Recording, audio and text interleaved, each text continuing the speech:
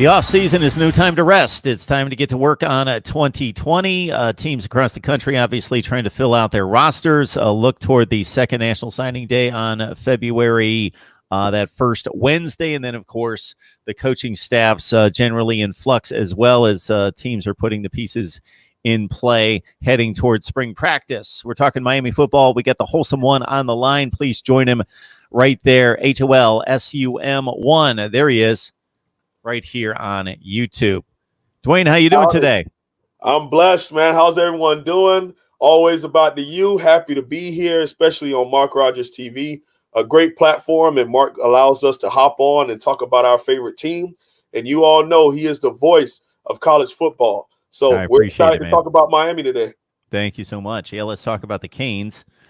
Before we dive into the current circumstances, it's been a while since we've talked. Yeah, it has. I can't imagine that you're going to have a whole lot of positive to say, but following the game against Louisiana Tech and finishing at 6-7, what are your takeaways from the 2019 season, both the good and the bad? Well, if I'm going to give it to you simply, the offseason hype at the University of Miami has to stop. And I think that it's mainly a part of our fault. I've apologized to my fans multiple times and the University of Miami followers multiple times, but it's just been a huge – we've been paper champions for a decade and a half now. And you look at the roster, you look at the star system, and you look at the young men who are on these teams, and we truly believe that we always are in the fight. We got to finally get to the point where we take a wait-and-see approach. And hopefully now with the hires on the offensive side of the ball, we can start putting more into that 2013, 2014 vibe to where the offense can carry this team. As you all saw last night, if you have a high-powered offense and they are clicking, even if it's 60 to 70% of the time, you will be in football games in 2020. You know, the years of having a great defense and thinking that is what's going to translate to great football.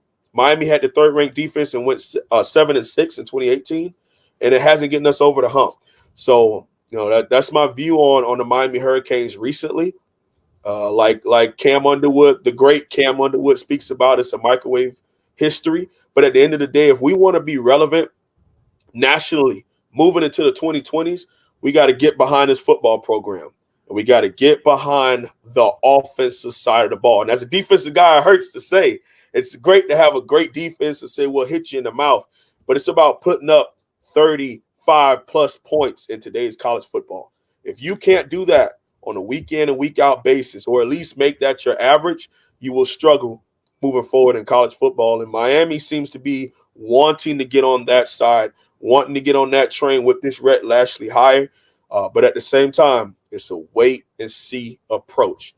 It's going to take some time to mesh.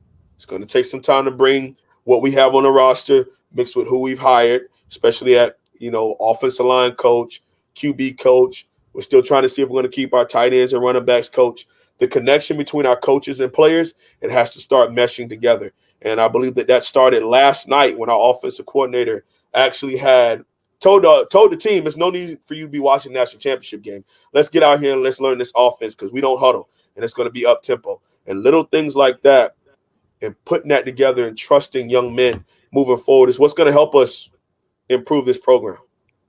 Well, it's been an offense for the past couple seasons that despite having players recruited in the 15 to 25 class nationally is producing offenses that are 80th and 90th and 100th in the nation, largely because the red zone has been a mess and also third down conversions have been a mess. Like bottom 5 to 10 in the country the last 2 years in both of those categories. Absolutely. So that has to tell you something right there. Right. And I think that's really where play calling and scheme and setting up the defense really comes into question in the red zone and on third down. What gives you some hope that Rhett Lashlee is going to fix those ills? Well, actually, to piggyback on what you just said, the real big differences in coaching comes at halftime, red zones, third downs.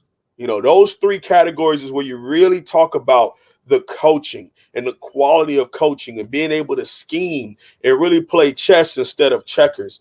And at Miami, we've lacked in all three of those phases, especially since I've been an analyst of the University of Miami, big in following who's signing to the University of Miami and not just being a fan. We've really had problems in all three of those categories. We've struggled on third down. We've struggled at halftime adjustments, and we struggled in the red zone. Now, two of those things will be changed with offensive coordinator Rhett Lashlee.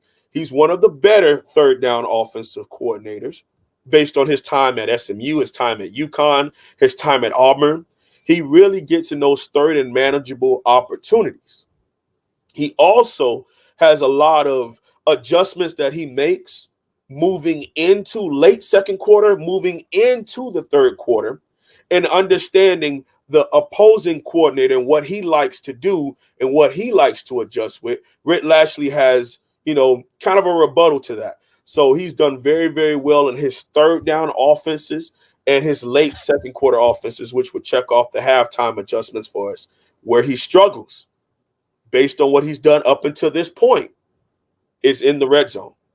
So that's one of the phases that we talked about that will have to be fixed. And at the end of the day, Miami has always been kind of that big play team. If you think about us historically, you rarely see when we get into the red, you rarely see highlights of us in the red zone, throwing fade routes or just blowing people off the line, unless you're talking about the 2001 offensive line that was almost all college football Hall of Famers. But if you talk about Miami, big play, Michael Irvin in Tallahassee in 87, it's a big play down the line of scrimmage.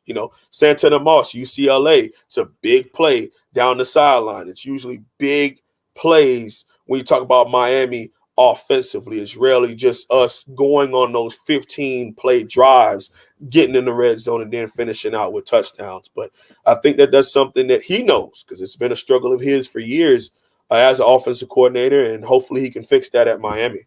MarkRogersTV, the voice of college football, breaking down the Canes. We got the Holsum One on the line. Please join him on his YouTube channel, Holsum One, HOLSUM, the Holsum One, right here on YouTube. So with the spacing out of skill players, the tempo, the pace, looking at matchups, doing all the things that is modern football, it de-emphasizes the offensive line to a certain extent and takes some pressure off of them having to hold blocks and be just road graders in the run game and traditional pass protectors to a 7-step drop all the time. But it's still a vital unit to winning, as we saw last night, where Joe Burrow had better protection after the first few series than Trevor Lawrence did. Correct. And he was sailing balls high because he certainly most of the time had somebody in his face. So, yeah, offensive line still critical despite maybe de-emphasized by the style of offense. So you got a new offensive line coach in Garin Justice, and we've talked about it, Dwayne, where this has been the sore spot in the team for quite some time. Yes, quite some time. Yes, you are correct. I mean, maybe if you want to exclude the 2013 offensive line where all 5 of those men are still in the NFL right now, and 4 of those 5 are starters in the NFL.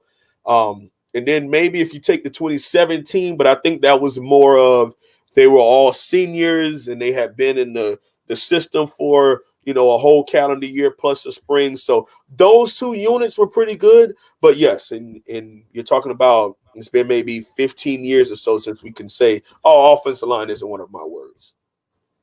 Yeah, so what are you looking to have happen here? What do we know about Garin Justice and what he brings to the table? The great part about Coach Justice and where he's come from, so he's a former player, played offensive tackle at West Virginia. So he's used to that pass-happy under Rich Rod. So he's used to that pass-happy, pass-protecting. And it's different when you've done it physically. And then a place that we've struggled at is offensive tackle, the place where we have the youngest starting offensive tackle in college football was Zion Nelson, a young man that if he was at probably any other Power 5 or big-time top 15 institution like Miami should be, he would be on Green Tree practice field with the red shirt in the weight room practicing day in and day out. But instead, he was starting versus Florida, helping give up 10 sacks. Now you bring in a coach like Coach Justice, who Played at West Virginia. He's from the Rich Rod tree. He came down to FAU under Lane Kiffin through 2016 and 2017. So he's familiar with recruiting the area of Dayton, Broward County. He even brought in Bain. Bain played at Miami Central, and he was a starter at right tackle at FAU for 4 straight seasons and didn't get an NFL contract, but he's back into coaching right now. So I say all that to say I'm excited to a certain extent when it comes to the Coach Justice hire, but at the same time, like I said, wait and see approach. Let's see how it gels. But it's exciting to know that he comes from a past happy history. So now mixing with that no huddle, that air raid spread kind of formation mixing together. Now we have someone who did it as a player, who's coached it at every single place he has been, excluding Tallahassee when he was a GA under Bobby Bowden. But besides that, he's coached, shotgun or pistol year in and year out at West Virginia, at UNLV, and at FAU. And he's a younger coach.